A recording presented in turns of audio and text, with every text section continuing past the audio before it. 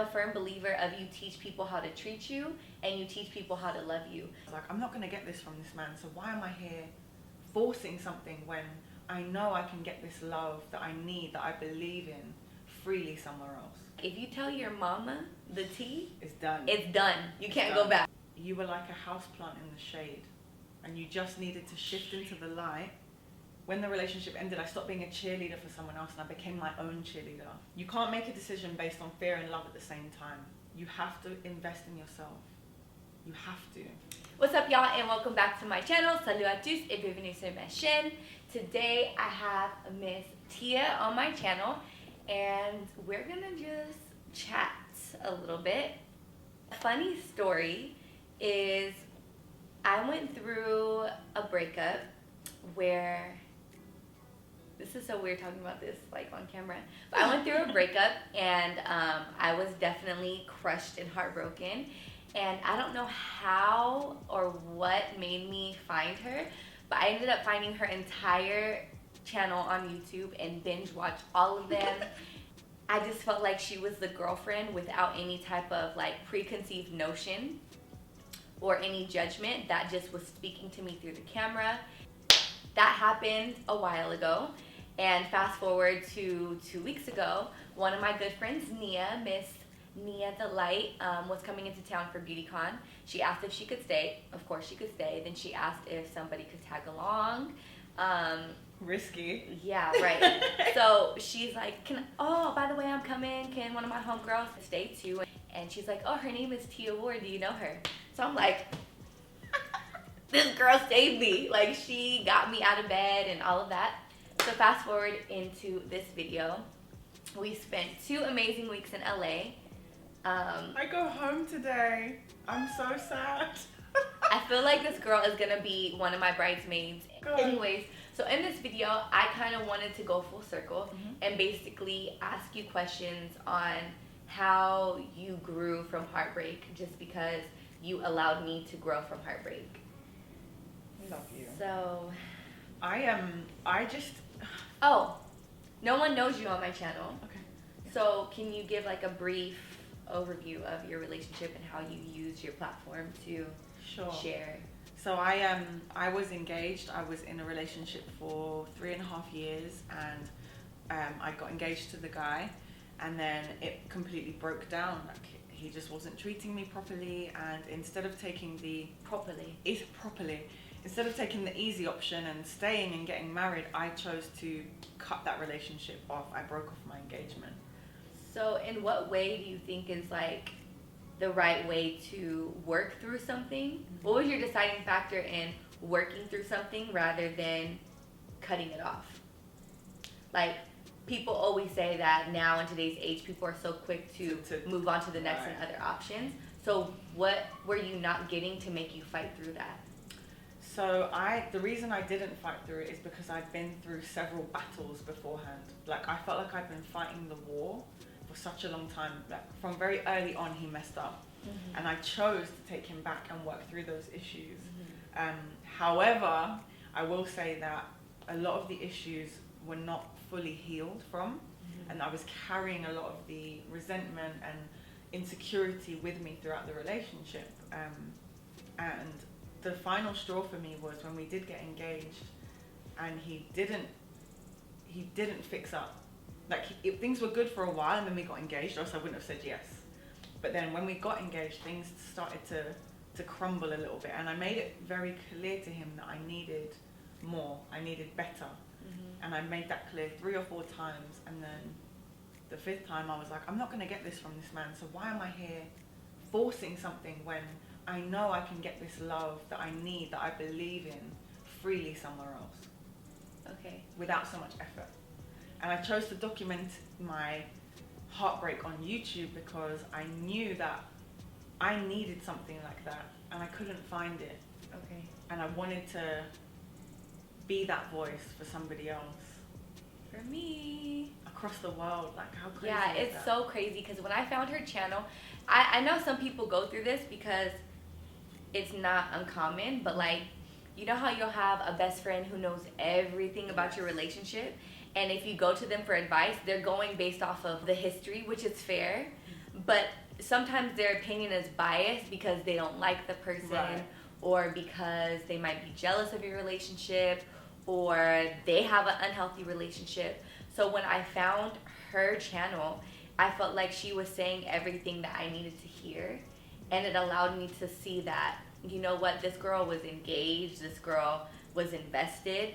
If she can get through something, like I'm sure that I can get through, you know, other things as well. Yeah, definitely. And you know, there's that rule, like if you tell your mama the tea, It's done. it's done. You can't done. go back. It's So I done. was like, let me find somebody else. I don't want to tell my mom. I don't want to tell my cousin. I don't want to tell my best friend. And it's true, there's no judgment. Like when you're watching something through a screen, you feel like you're being spoken to directly 100%. without the judgment. 100%, girl. Yeah. But I'm so happy that something I did for my own benefit and with the hope of just helping 2 other people. I've had people in LA like come up to me in the coffee shop and give me a free coffee and say, I watched your YouTube videos, you got me out of a really bad, unhealthy relationship. Or I was in the middle of Morocco in a riad and the manager came over to me and said, you literally got me out of a domestically violent relationship. Ooh. And it's little things that you don't even realize the impact you're having on other people just by sharing your own story. Now, how do you feel like that heartbreak has allowed you to grow as a person? What do you feel like you know now that you didn't know then?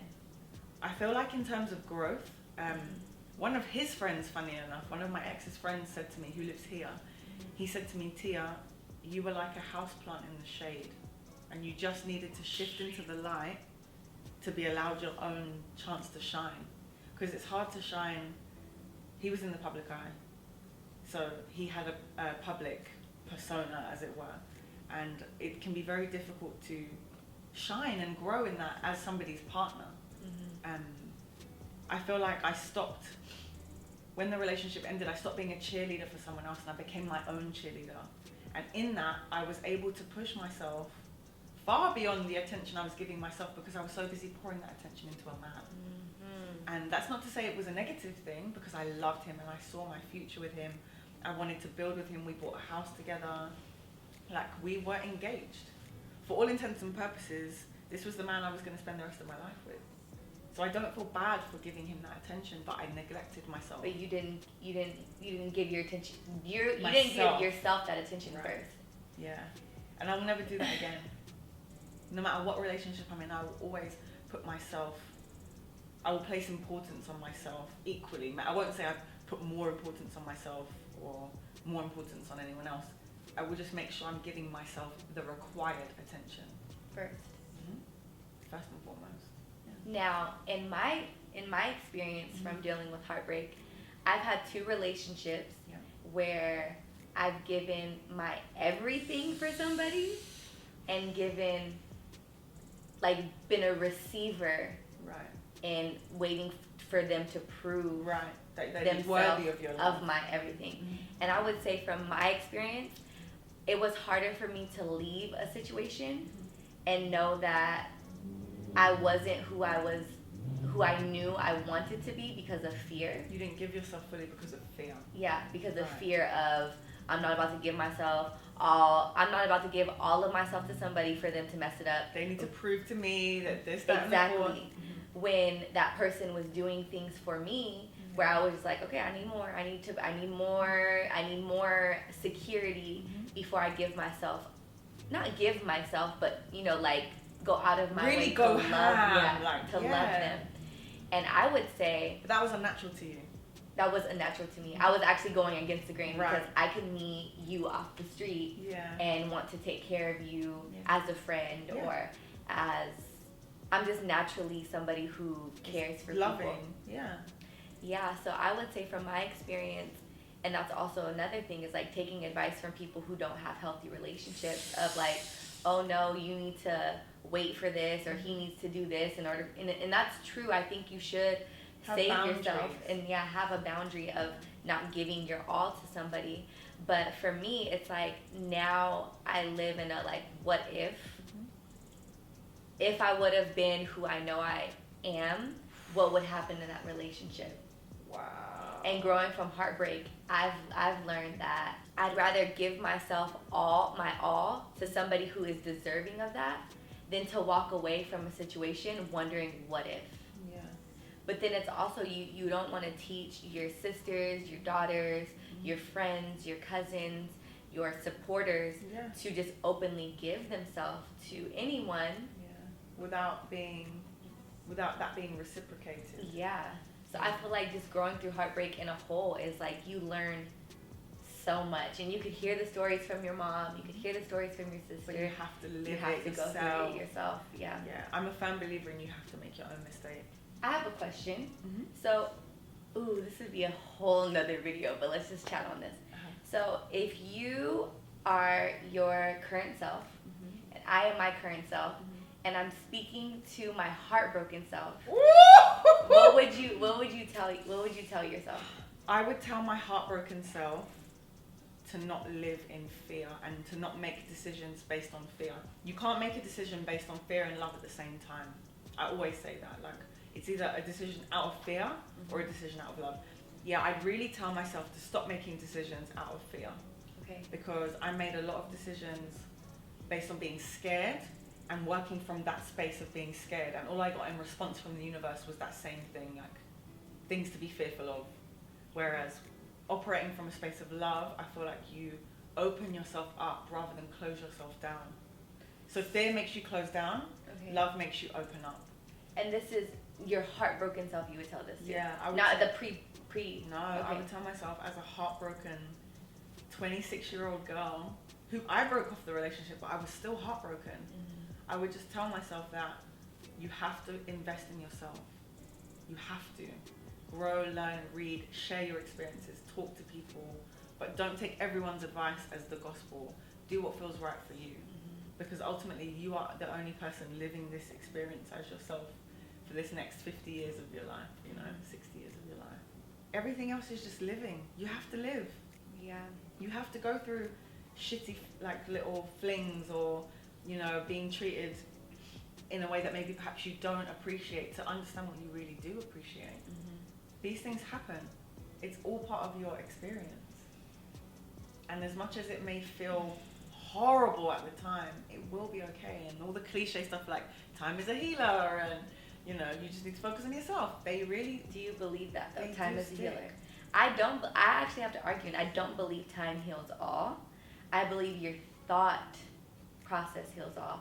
Because for me, it was like time was passing, but I was still living in the what if. That's what I'm What saying. if, It's what what if, you what do if, with the what time. if, what if. Time is a healer, Yes. but it's what you do with the time to heal. Because if I would have to tell myself, I would say live in the now. And it's so cliche because I feel like in my experience, it was like I was literally living in the what if I did this or what if I would have done that or if I would have just said how I feel. Because one thing is, I can admit now I have so much pride where I feel like my pride showed me what pride does for you. If you could go back to that golden in that relationship where you weren't giving your all and tell her one thing, what would you tell her? Her? Oh, I'm like, girl, I was not with a girl. Yourself, your own golden. What would you tell yourself in that relationship? Now, sitting here now today. I would tell myself to... Show the fuck up. Yeah. Can I swear on your channel? Yeah, I would honestly say don't think about the future and think about the now. Because I feel like so many people think about like, well, what if this happens? Well, what if this happens? Well, what if this happens? That you don't even act in your present moment and you're preventing the future that you want based off of the future that you don't want. You block your blessings. I'm telling you, like operating from fear, you block your blessings. And that is the biggest thing that I grew out of heartbreak to realize. When you live in fear, you completely stop your blessings. I'd rather feel stupid and know that I was honest rather than to be like, girl, I don't care, or I don't da-da-da. And then afterwards be like, damn, like this person didn't know how I really felt. Because I'm a firm believer of you teach people how to treat you and you teach people how to love you. You might be in a relationship where somebody's love language isn't the same as yours. So you might be somebody who shows love through words, and this person might be showing love through physical touch. But if you're the type of person, because like in my first relationship, I was the girlfriend who would would set up dates for my boyfriend. And he wasn't used to that. He wasn't used to me setting up romantic dates, going on random getaways and stuff like that. So in return, I would come home to big bouquet of flowers, or I would come home to love notes, or I would be at work and in my purse would be like my favorite candy and a note or something like that. So I feel like some people are so scared to give that to people because they're waiting to receive that, when sometimes it could be a domino effect, because human nature, I think we're natural competitors, and not necessarily in a like I'm better than you type of thing, but if somebody does something for you, if you're walking down the street and somebody smiles, you smile back. If you hold the elevator for somebody, the next time you see that person, they'll hold the elevator for you. And I feel like you might be in a relationship with a dog that just don't get it, but that's your wake up call. Like, okay, maybe this isn't the right man for me. This isn't somebody I should work to be with. But I would just be me. Honestly, I think that when you fight your intuition, I feel like thoughts, or I know that thoughts come to you because it's a message of what you're supposed to do. There's no coincidences. When you think of somebody randomly, there's no such thing as that just happening because of it happening. You thought of that person for a reason. If I say right now, Tia, I think we should go to Gracias Madre for lunch, there's a reason I thought that. There's a reason I should be there. If you're loving somebody and you're wanting to do something, or you're wanting to say something, if something shows up and it's bad and you want to speak about it, it's coming to your thought for a reason, and you should act on that. I feel like even my success as a person, every time I have acted on what I'm supposed to do, success has come out of that. Whether it's relationship, personal, money, any of that. The path of least resistance. The path of least resistance is the path that you should be going on. Amazing.